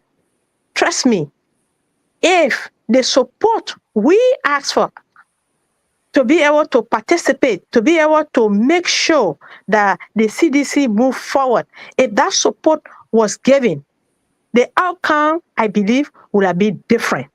But because that support was not given, and so whatever my husband did, along with whatever the CDC did, was not enough to make the people to re-elect them. And now, to change that outcome, you have to be able to move. You cannot be in opposition that was just booted out from office, and you sit for 2 years, not moving, not reaching out to people. Even if they are agitating, if people place call to you, you don't answer, and you're not doing anything like that. So then we're going to sit down and say, you know why? We want to be consistent. We want to remain with them when they are not making any efforts, in my belief, to bring advancement to the, to the platform so that they can make changes that will bring a better result than what we have. And if I see that the current government is doing better, then I will be able to praise them to say, yes, this government have some challenges, but they are doing better. And that I must admit that not everything is 100%, but I think they are doing better. And one of the reasons I think they are doing better, for example, like I've been saying, the new energetic vice president in Jeremiah Pankun, he's very, very accessible.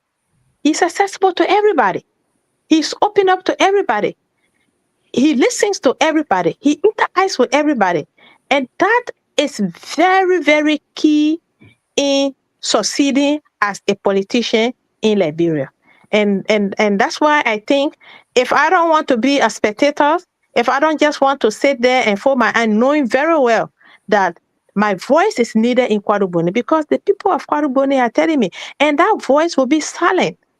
That voice will be marginalized if I continue on the path of the CDC. It has nothing to do with me looking for job or me not looking for job. I am comfortable with what I have right now. I'm comfortable with what I'm doing right now in the United States. Thank you. Your second question. I just wanted to register before I ask my question that when you talk about assets, I really do believe that I don't know what other assets could this be, because the former Minister of Internal Affairs, I'm sorry that we have to relate him to you, but I just thought it's important to establish that, considering that when he was serving in Madam Seliu's government, a government that he actually created, he could not but become only a deputy minister. In the CDC government, he became a full-fledged minister, giving him access directly to the president in terms of how much trust the president had in him and the level of support he was giving. The president turned his entire campaign into him. He became the chief coordinator of the campaign. But I would just leave that for history to judge. The question I want to ask you is there's this growing debate and concern for an Islamic holiday in Liberia. Do you support that move, and why?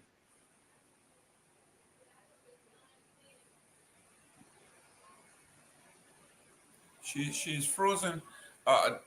Dr. Peabody, you got next after. She's frozen. It looks like she's frozen.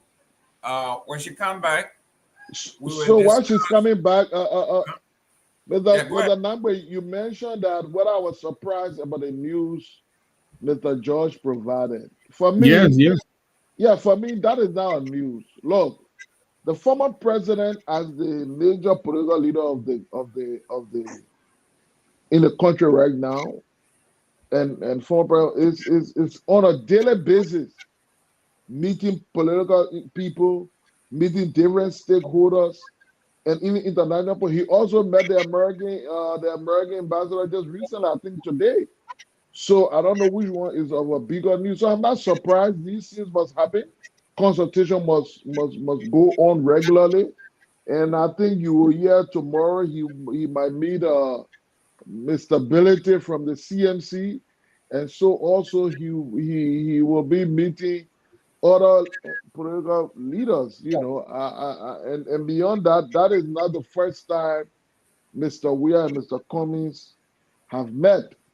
I think the CDC and ANC, at least up to now, enjoy some cordial, respectable relationship. We have had two, three different meetings there. In fact, the headquarters was selected for the place that we present the opposition position when it came to the government's own reaction on the Supreme Court. So these things are regular ongoing stuff. They don't make for, in my view, they don't make for major breaking news, except that those who are associated of the ANC and affiliates make it. It looks like it's a family affair. They're cutting both of you guys off. The sister went she's gonna come back. Yeah, I know. Yeah, I apologize. And Ahmed is going to come back too. But let me go to Dr. Peabody. The former president of Liberia met with the U.S. ambassador. He paid a special private visit to his home. Your take, your read. You are muted. I think it's about time that the opposition leader extend that hand of fellowship and begin to get together and discuss about what's the ongoing situation in the country. I think it's a good thing. Most time when our political leaders, when they're in power, they don't reach out to the opposition until, when our leaders in power, they don't reach out to the opposition until they leave power. That's something that I expected a long time ago. I think this makes a very good, very, very good for the country. Very good for the country, very good for the people. That President Weah is reaching out, not just being in the corner, but he's reaching out to other opposition leaders, like Mr. Cummings and all of that. So I think it's a good sign,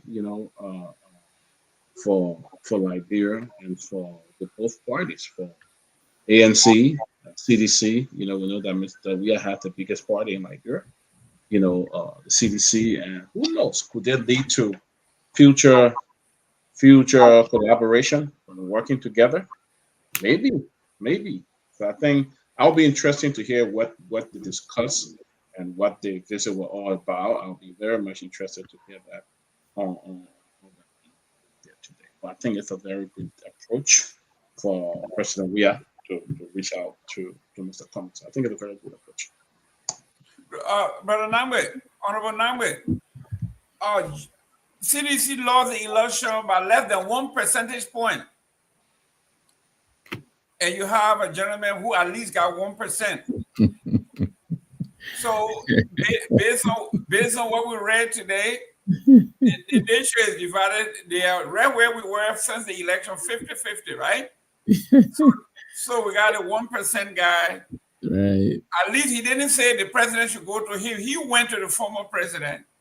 So do you think the realization is setting in that, listen, this thing about if I'm not president, I can't do anything, everybody has to come to me? Your countrymen from Maryland County have finally accepted the fact that this is my fate and I have to accept it and move on? Well, I think Alex has always reached out. I gotta give him that. And I agree with Ahmed. Any amount of coming together, I think it was Winston Churchill who said, it's better to Georgia than war.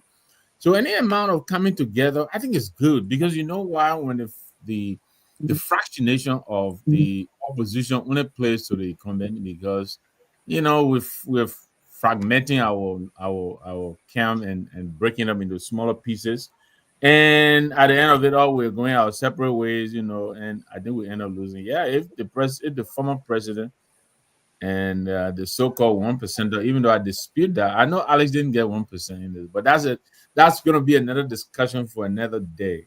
I don't want to hear nothing about Appleton. I don't want anybody to tap anything about Appleton here. But I think any amount of coming together, I think it's a good day for politics in Liberia. United, we're stronger together.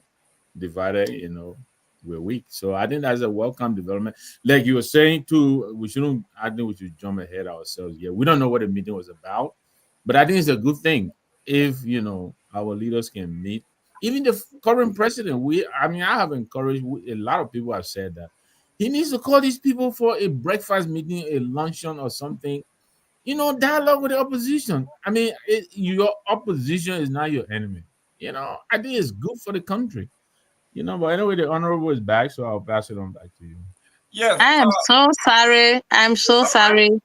My phone, something happened. They'll get knocked off the switch in the room, and I went off. So I didn't know that the switch in the room was off, and I'm going scatter trying to reconnect. I'm sorry.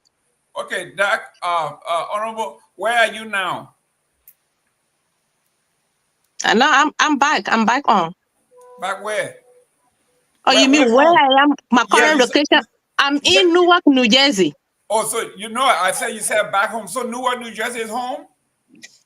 No. That's not what I was saying. I got confused with the question. I didn't know where you were asking.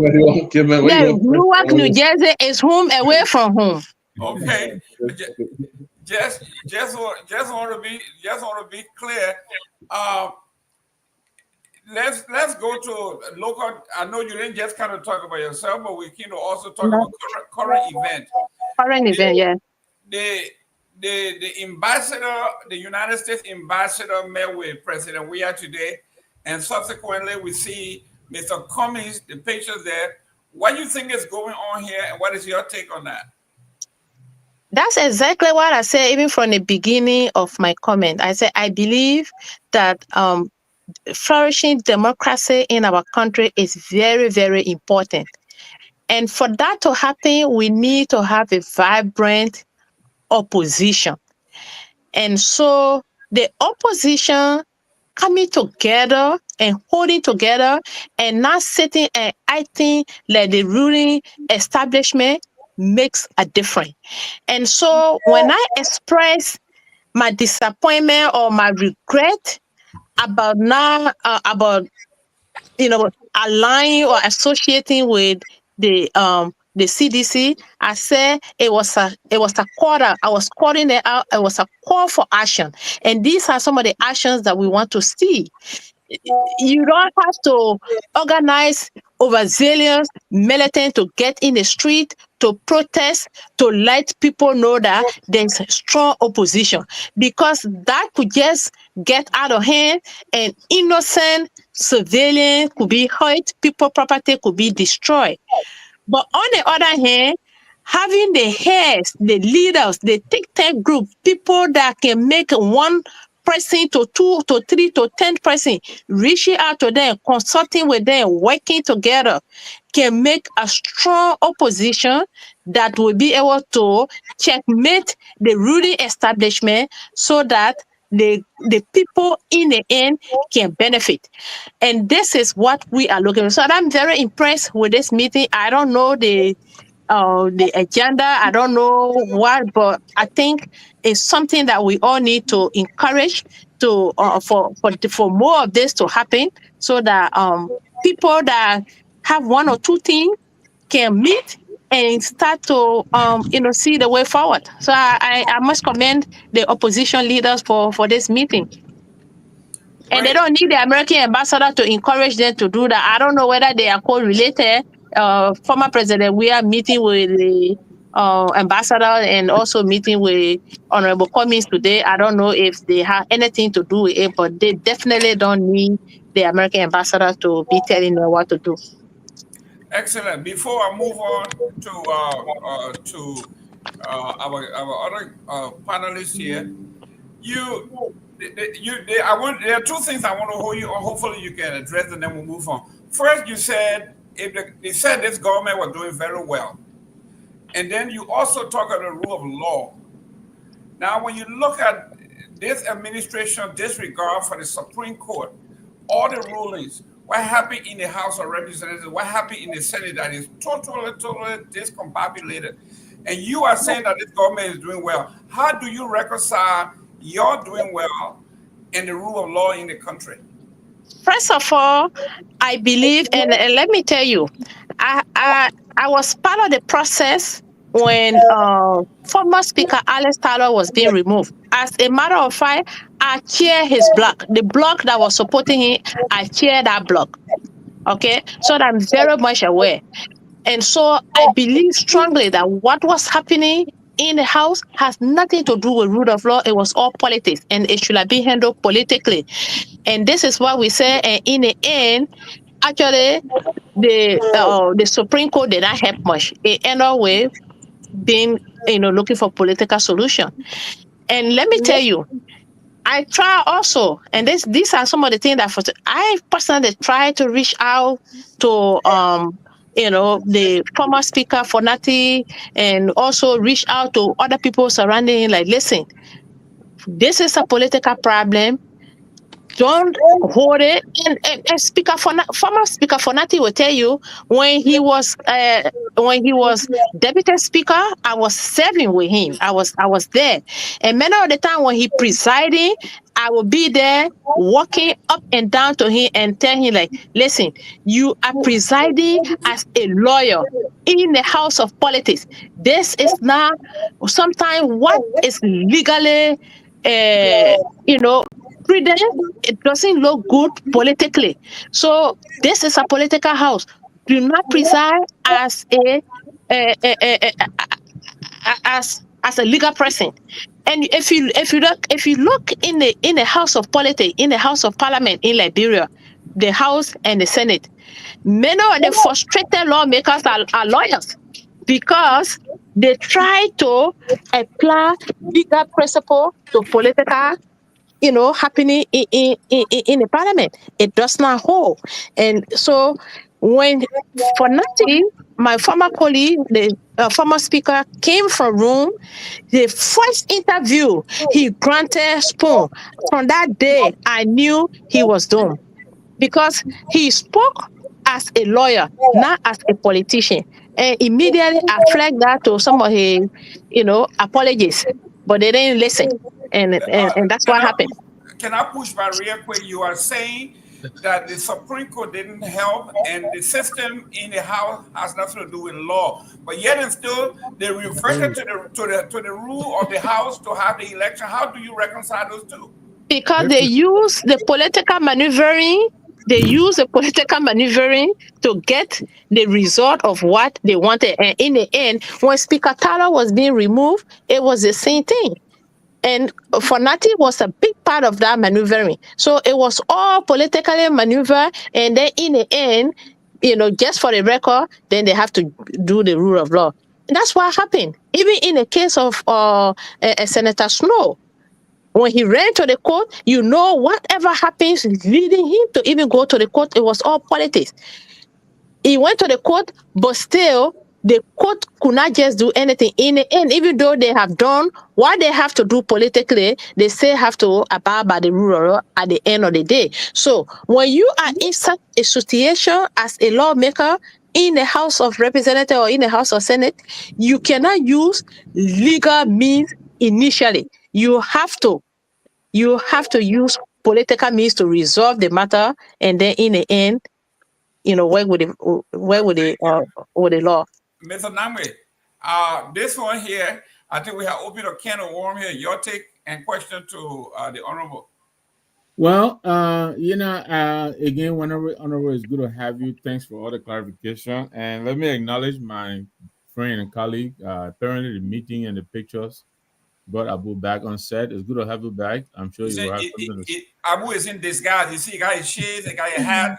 So the people on the closing argument can't recognize him. You see, he's in disguise. I know. You know, Abu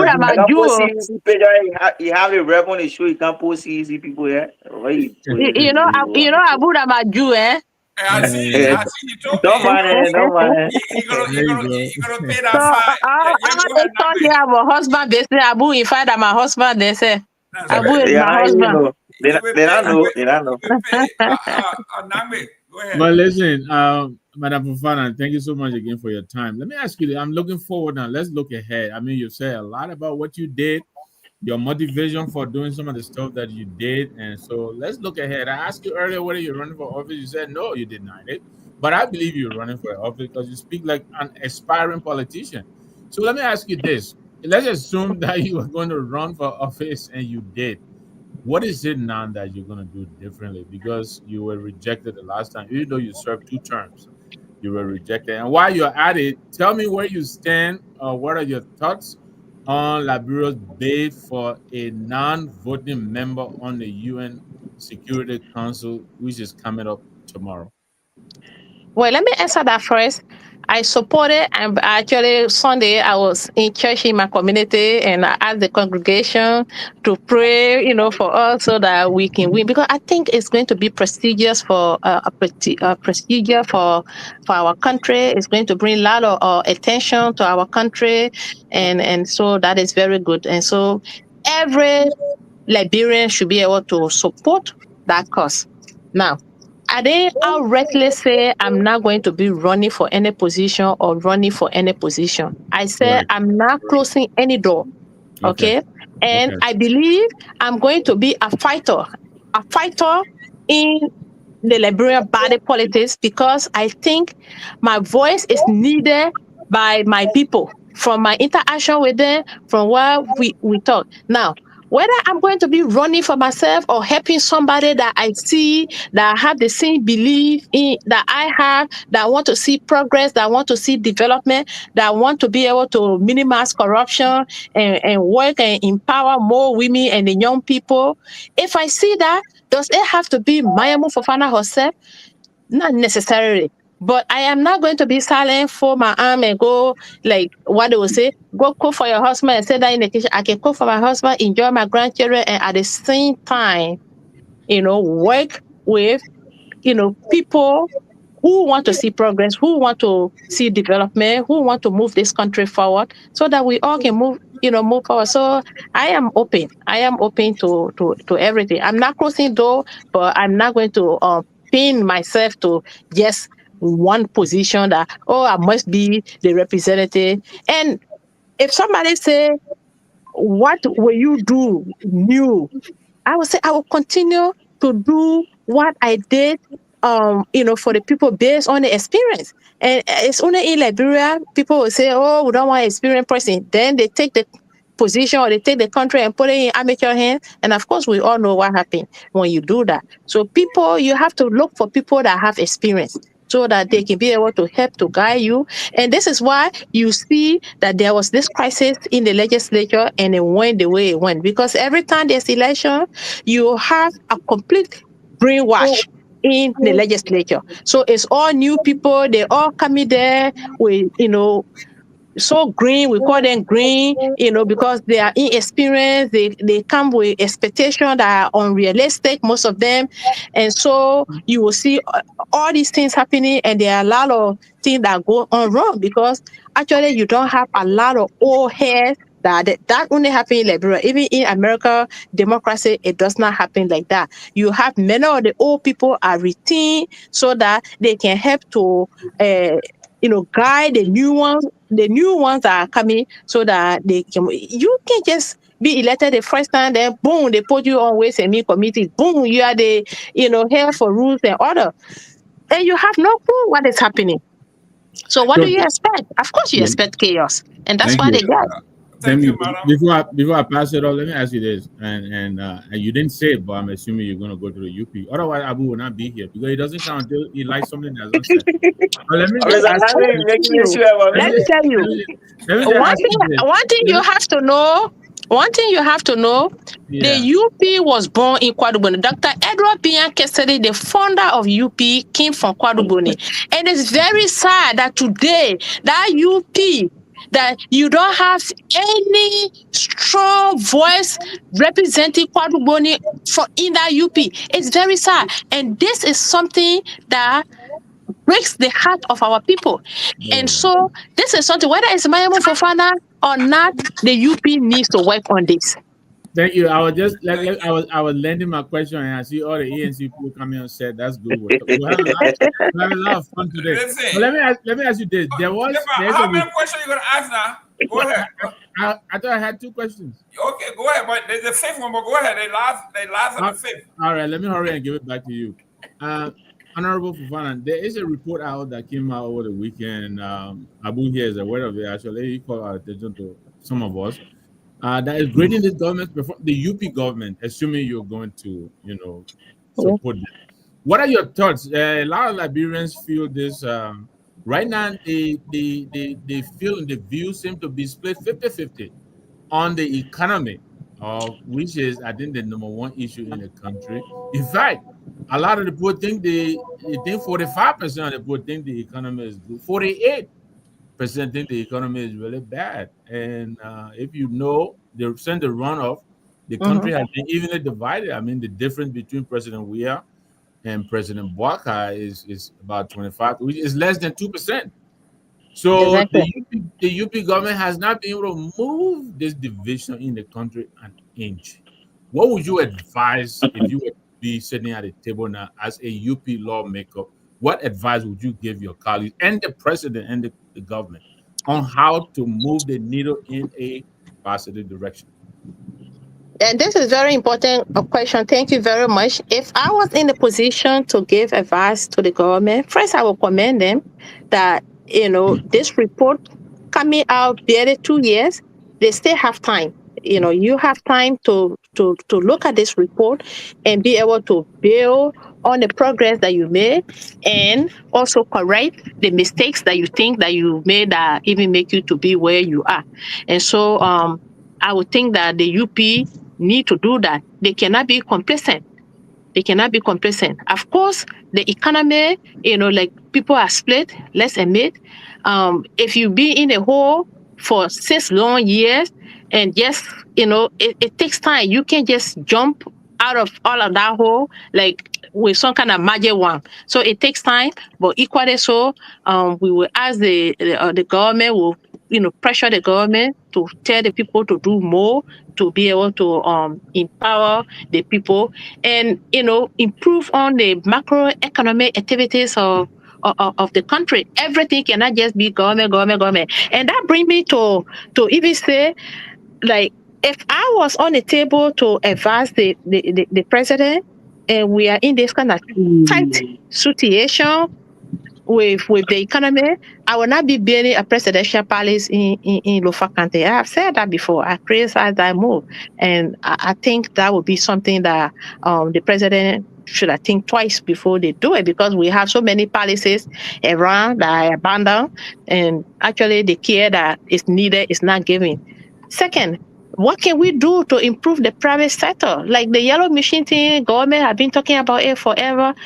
Could the government partner with Liberians in the diaspora in other places to say, you know what, Mr. Gavin, you look for 10 partners and you buy maybe 50 yellow machine and go grant you there, and you people, government will partner with you, give you contract, and you be able to manage and run that company. You create millionaire, and then also, Mr. Nangbe, can you look for, partners, 10, 15 Liberians that can easily raise, 2-3 million and go buy 20 machines or 30 machines, and then we can give you this other corridor. And so you partner with Liberian in that way. Those machines, because it's their own investment, they will be able to take people that they will train, they will monitor, they will make sure they're running that business for profit. Because me, I'm a professional businesswoman also. Before I even went into politics, I had my own successful African store in Newark here. And I must say, shout out to my Newark family. They all patronized me, and it was very successful because I knew that this was my own hard-earned money, and what I put into it, I put more effort into it, I put more customer service. So empowering Liberians that way will do better. LEC, that government monitor it. I mean, I must commend the young man that is there right now. He's doing very well. But also, Liberia is not Morovia, Let's try to, decentralize the LEC, give some sort of to private people so that they can run it in other places and be able to expand. And that way, you encourage more Liberians to come home to invest, and they will not have to worry. I'm telling you, if a lot of Liberian young people graduating from college and getting a job immediately that will pay them $500 minimum, many of them will not even be involved in the political thing that are happening in the country. I have an in-law from Burkina, and I went there, 2 years ago. I went to Burkina 2 years ago, just before I came, almost 2 years ago, just before I came here. Many of the young people there, they don't even follow politics. They're busy with farming, planting mango, and doing other things. And my sister is married to a Burkinabe, so I'm always surrounded by them. Every time I meet with these Burkinabe people when they're having any program, you don't hear them discussing politics. Unlike our Liberian community, every time, even in church, when you go there, you meet 2-3 Liberians anywhere, that only politics we're discussing, because we think the path to wealth is through politics. And so everybody want to, have a piece of that cake, which is good. But there are other ways that we can make the community vibrant. We can encourage the private sector, and the government can really do well by ensuring the the Liberians, and when you come, you invest. We are going to partner with you. We are going to give you contract. We're not going to complicate things. It will be very simple. If you bring the yellow machine, when we building road, we will work with you and we'll give you the contract. But that's not what's happening, and that's why a lot of Liberians are not investing, and that's why the economy is where the economy is. So we need to move a little bit away from just government to the private sectors and encourage the people to do that. That that would be good. We have run out of time. We got 2 more minutes. Your parting words, and while you are parting, there's a new political party called CMC that is targeting the same quality. Mr. Kim, let me ask you a question. Excuse me. The third lane. What do you think about Musa ability, the CMC, and the third lane? They are targeting the Kwani district. Your parting words. Well, let me tell you, I strongly believe also in a telling, because there's just too much divide in the country. And when I say the telling, it does not mean it has to be extremely new person. But whoever wants to lead Liberia must be somebody who will be in the middle. They're not completely blue, and they're not completely green. So they have to find that middle ground to stand there, to bring everybody and stop being judgmental of people. Oh, you were in that party and you left from that party. Of course, you can't name any single politician in Liberia that never really, been in other party, even including the president right now. The president right now was now originally Unity Party. In fact, at some point, when he was running, there was rumors that he was leaving the Unity Party and running on Leno's and other, I don't know if Leno or other, which other party that he was associated. So people always change political party.